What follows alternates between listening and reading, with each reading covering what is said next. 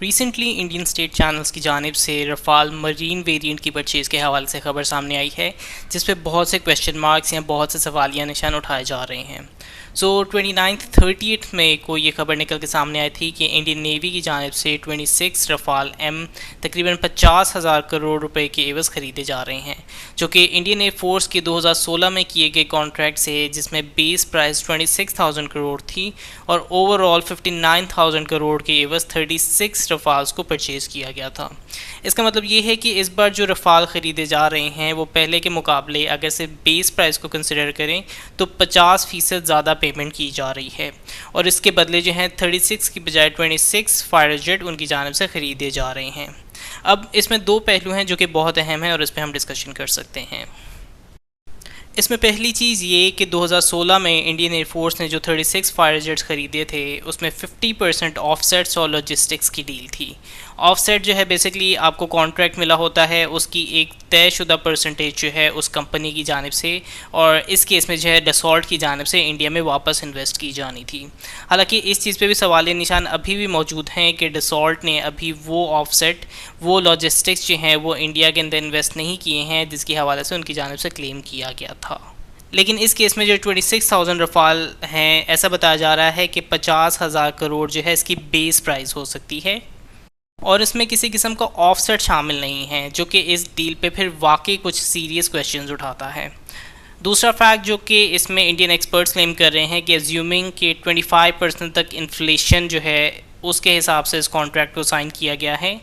लेकिन 25% तक इन्फ्लेशन को भी अगर हम काउंट करें तो ये डील जो है रफ़ाल एम की डील, ये तकरीबन 29,000 करोड़ के एवज़ इस डील को फाइनलाइज हो जाना चाहिए था। माजी में जब इंडियन एयरफोर्स की रफ़ाल डील हुई थी तो उसमें भी किकबैक्स, करप्शन के बहुत सी एलिगेशंस मौजूद थी, लेकिन इस दफ़ा तो यकीनन ये मामला जो है मज़ीद सीरियस या संगीन होता हुआ नज़र आ रहा है। रफ़ाल, इसमें कोई शक नहीं है कि एक बहुत बेहतर 4.5 जनरेशन का फाइटर जेट है। इसमें स्नेकमा M88 के इंजन है, स्पेक्ट्रा वॉरफेयर सूट है, MBDA का ऑब्वियसली बहुत फेमस मीटियोर मिसाइल है जो कि एक बहुत बड़ी रेपुटेशन कैरी करता है, और एक नंबर ऑफ़ इम्प्रेसिव सब सिस्टम्स और वेपन्स इसके अंदर मौजूद हैं। लेकिन इस चीज़ की वैल्यू टू मनी की रेशो देखें तो यकीनन ये इतना भी एक्सक्लूसिव लेवल का फाइटर जेट नहीं है। इस वक्त रफ़ाल की जो डिलीवरीज़ का सिलसिला है वो भी थोड़ा सा डिले का शिकार है, और ऐसा बताया जा रहा है कि तकरीबन 200 के करीब यूनिट्स का बैकलॉग डसॉल्ट के पास इस वक्त मौजूद है जो उन्हें मुकम्मल करना है। तो इन सब हालात में लेट्स सी कि ये डील जो है इसमें क्या फ़र्दर डेवलपमेंट हमें देखने को मिलती है।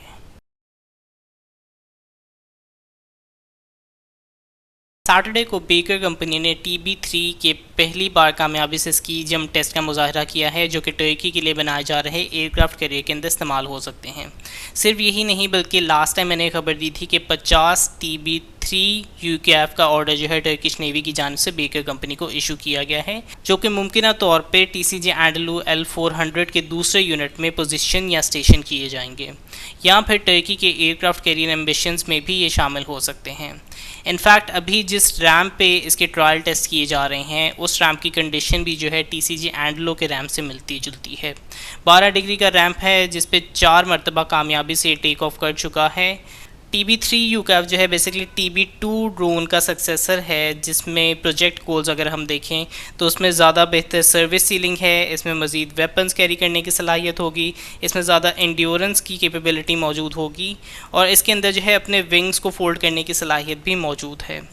एसल फिर का 500 इलेक्ट्रो ऑप्टिकल सिस्टम जो कि रिकॉनेसेंस, सर्वेलेंस और टारगेटिंग के फ़राइज़ अंजाम देता है, ये सिस्टम जो है इसके अंदर इंटीग्रेट कर दिया गया हुआ है। सो ये यकीनन इंटरेस्टिंग न्यूज़ है। यकीनन 1 से 2 साल में TB3 की प्रेजेंस बहुत इम्पैक्टफुल हो सकती है, इस चीज़ के बावजूद कि टर्की के पास कई UAVs, UCAVs मौजूद हैं जो कि एक सीरियस पंच कैरी करने की सलाहियत रखते हैं।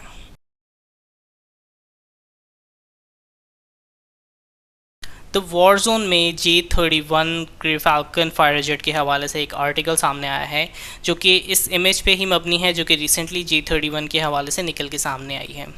आर्टिकल में रफली वही चीज़ें मेंशन की गई हैं जो कि पहले मेंशन हो चुकी हैं कि FC31 के बाद बेसिकली ऐसा मालूम होता है कि चाइनीज़ नेवी का इंटरेस्ट जो है वो J35 नेवल प्लेटफॉर्म की जानिब ज़्यादा फोकस हो गया था, तो उसकी वजह से J31 पे जो है इतना फोकस नहीं किया गया। लेकिन J31 पे जो है ऐसा लगता है अब इस तस्वीर के साथ कि J31 पे अब रिसेंटली इस पर फोकस किया गया है और J31 को बेसिकली एक लैंड बेस्ड फाइटर जेट के तौर पे तैयार किया जा रहा है। और उसके हवाले से चेंजेस के हवाले से भी मेंशन किया गया है कि इसमें जो चेंजेस हैं उसके अंदर यकीनन एक छोटा विंग स्पैन है कंपेयर टू J35 के मुकाबले में, जो कि F35 की आइडियोलॉजी को एक तरह से फॉलो करता है कि बेसिकली जो F35C है वो उनका नेवल वेरिएंट है और उसका विंग स्पैन जो है बमुकाबला F35A या F35B का जो वेरिएंट है उनके मुकाबले में F35C वेरिएंट का विंग स्पैन जो है ज़्यादा है। तो इसी आइडियोलॉजी को जो है J35 और J31 फाइटर जेट के अंदर भी इस्तेमाल किया जा रहा है।